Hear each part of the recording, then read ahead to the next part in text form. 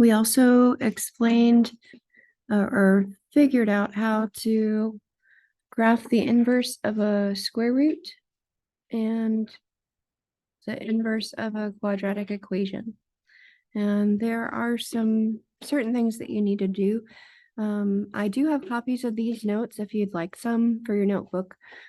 We did these as a group on the whiteboards, and I have this explained in your class notebook. I shared it with you all filled out so you can see what we did together. We have foldable notes. I'll fill out here. This is what goes under the first flap. And this is things that we discovered while working at the board. First, what does inverse mean? Well, inverse is opposite.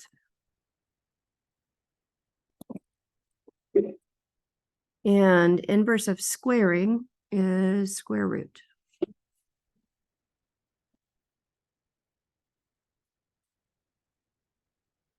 When x is squared, the function is quadratic.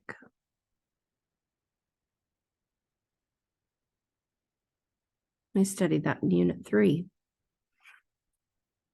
So therefore, I can say that square root is inverse of quadratic.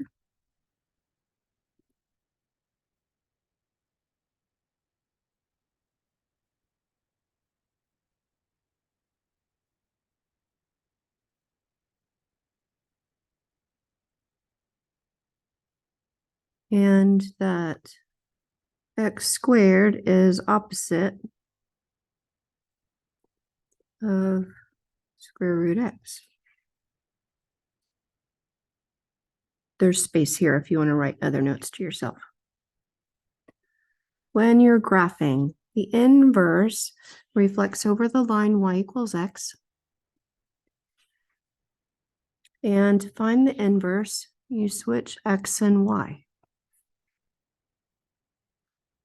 So if you switch x and y, the domain becomes the range. And the range becomes the domain. We didn't actually find inverse algebraically, but this is what you do. Some of this will be useful to you as we go through the rest of these notes. So you start with a function and you rewrite function notation as y. So you have a y equals equation. That's useful because x and y switch places. So then write your x's where the y's are and y's where the x's are. These trade places. Then you solve for y. And lastly, you write the y that you just solved for as inverse of f of x. We started with f of x and we did all these steps to find the inverse. So then you use inverse notation to explain the relationship between the y that you started off with and the y that you ended up with, because those are opposite of each other.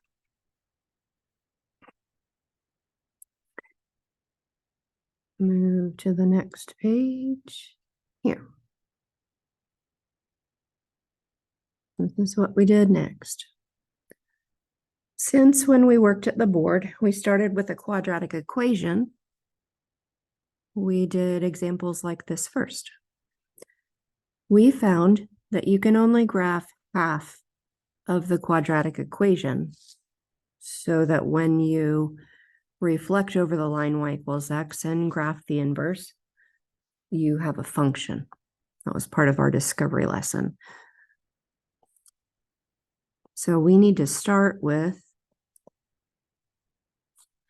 graph. We're going to graph this quadratic, so you can find a table for this. And the x's that we use will be -4 and greater.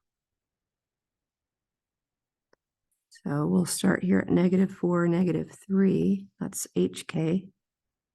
-4, -3. And then we'll use x's that are to the right, greater than.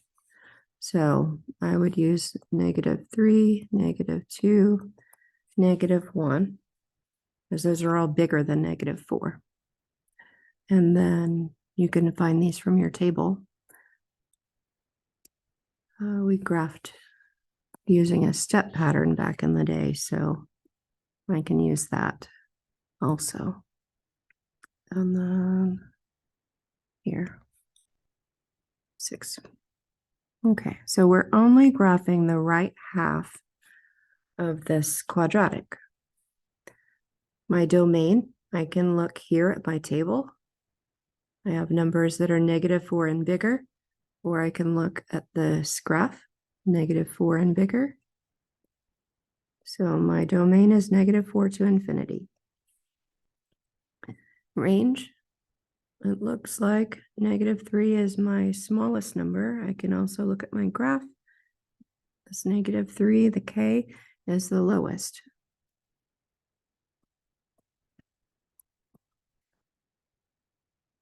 When I write my inverse graph, I will do opposite of everything I just did. I'll trade X and Y for my table.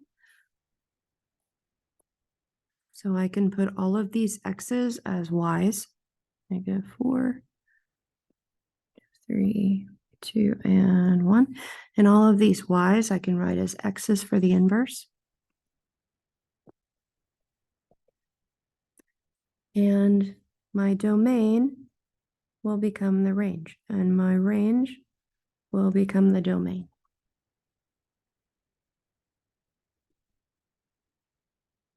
Everything's opposite for inverse. When I graph this table that I made, I should see that I have a reflection across this diagonal line, y = x.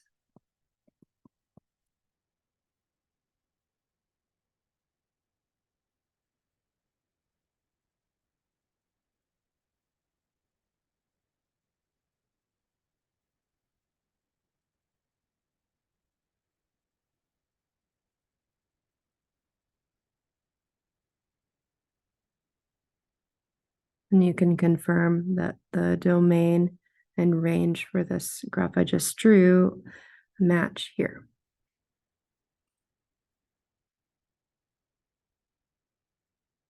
And in class, we didn't actually do this algebraically. We haven't done solving with square roots yet. So what we did is we continued with the idea that everything should be backwards. I started with a quadratic equation, and I used the x's that were greater than or equal to h. So for my inverse, I will have a square root equation. And these increase. These x's get larger. These y's increase. So this will be a positive square root. I also need h and k from my inverse table. I'll write this as a square root equation, and I'll use the transformation formula as a template.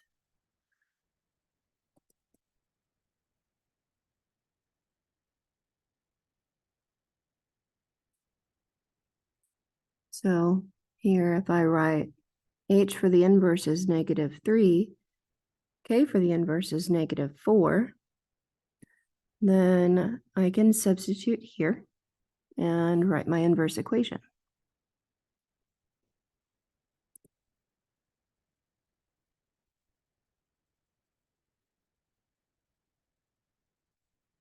You could graph this equation that you just wrote and make sure that the table matches. You could also graph y = x and the original equation and see that they're reflected. When you graph this in your calculator, you won't have the limitation of only drawing half, so it will show the whole curve. So you just need to know in your heart that we're only looking at the right side. This is our inverse equation. Next example. Now I have x plus 3 squared. And I will use x's that are less than or equal to -3. Notice there's no k here. K is 0.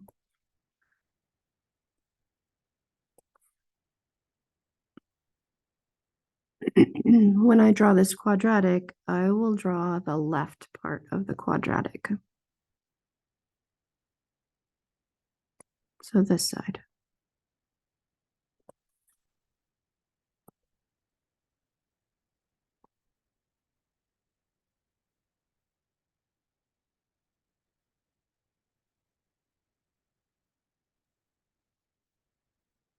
My domain is -3 and smaller. It matches this here. So when I write this left to right, I write -infinity to -3. Range is lowest to highest. The lowest is 0. And you can see also at your table, the smallest is 0, and these numbers are increasing. So the range is 0 to infinity. I trade all this stuff, write it backwards, and I can have a table for inverse. Go ahead and do that.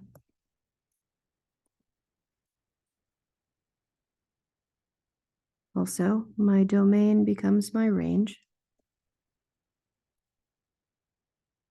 and my range becomes my domain. And we will confirm that when we graph the table we just wrote.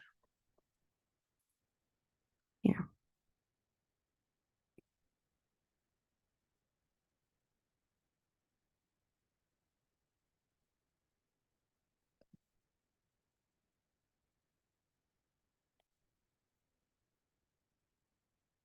Notice when you graph the left side of the curve here with the quadratic, then you have a reflection for your square root.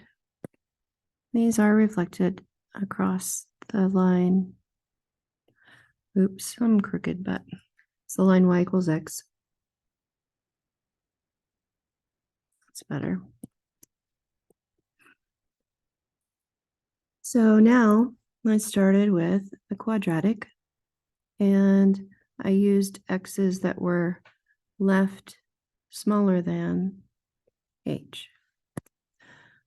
When I find my inverse, I will have a negative square root. So if this is less than, this is negative. See the reflection again. You can also look here, and these y's get smaller. That happens when you have a negative there. I will need h from the inverse and k from the inverse. H is 0, k is -3. My inverse equation then is negative square root x minus 0 minus 3. You could also write it as negative square root x minus 3. You can check yourself. You can graph these in the calculator. Make sure that this equation matches this table that you made. Make sure these two look like they reflect.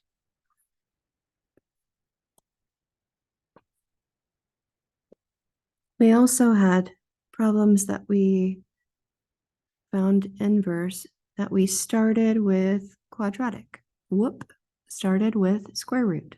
Sorry.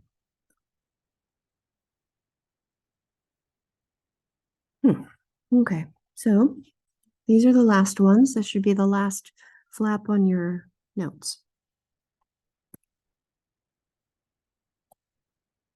Now I start with square root. You can make yourself a table in the calculator. I'll be more careful this time, guys. -4, 2. This is a positive square root, so it will go up and to the right. This.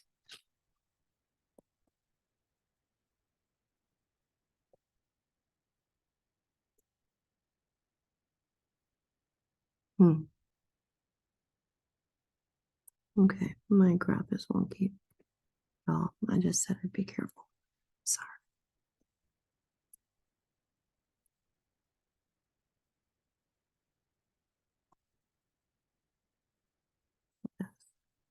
0, 4,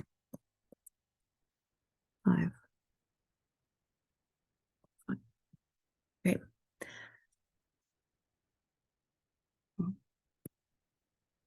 I described the domain and the range from this. You can either use your table or your graph. Domain is -4 and larger, and range is 2 and larger. I do reverse of everything and fill in my inverse table.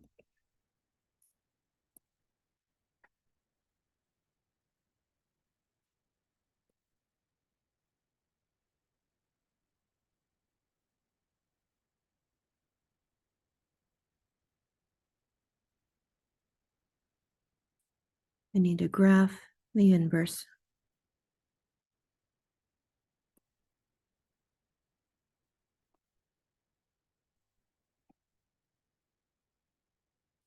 Five is on both these tables.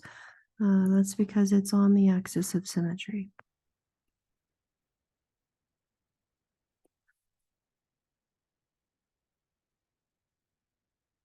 And you can confirm that the domain and range that you wrote go along with the graph that you drew.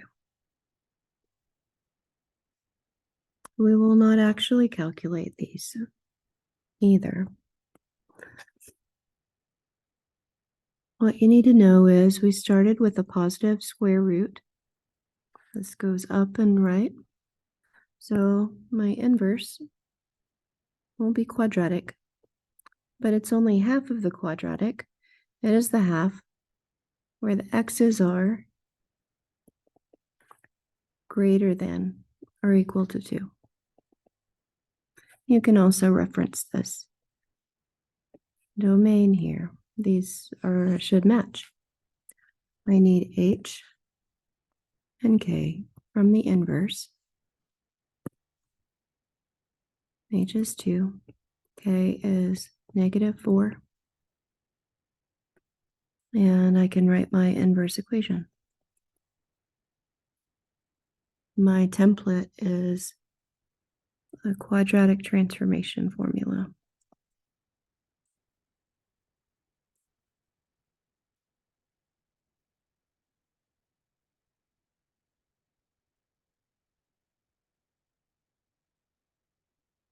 Make sure to limit your domain when your inverse is quadratic.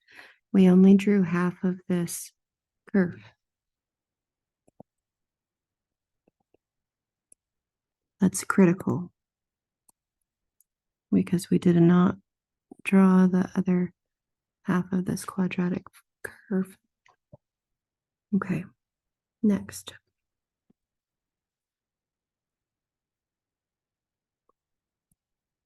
I have another square root problem. I need to find the inverse.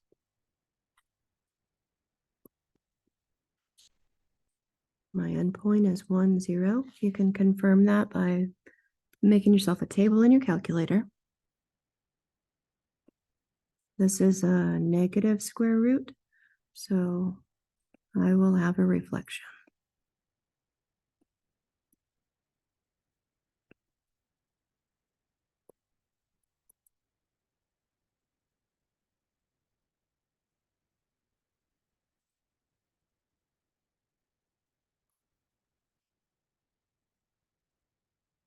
The domain is from h to infinity, 1 to infinity, and my range is from lowest to highest. Notice here, the highest y is 0. So this is negative infinity to 0. I exchange everything here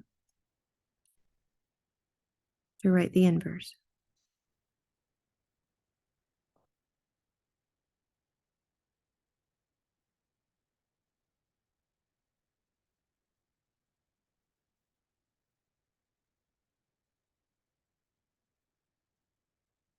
You need to graph your inverse.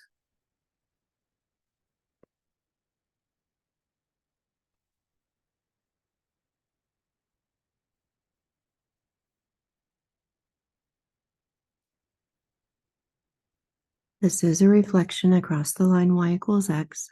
Oops, sorry guys.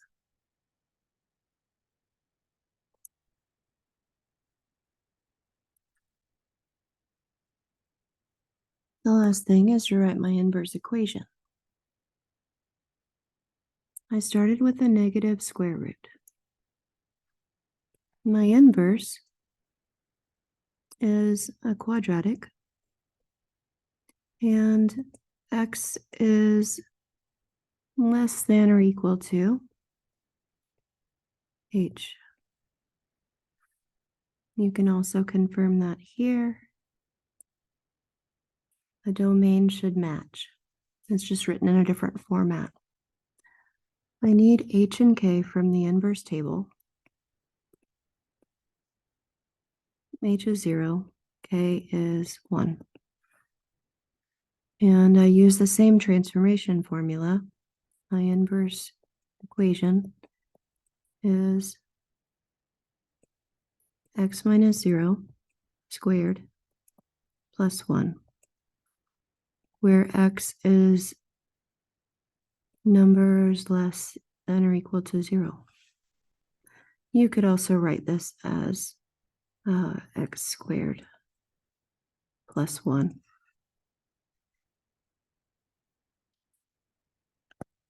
Either one of these. And you can confirm this by graphing these together, the original and the inverse on your calculator, confirming your table, checking the domain and range, all these things. All right. Let me know if you have questions.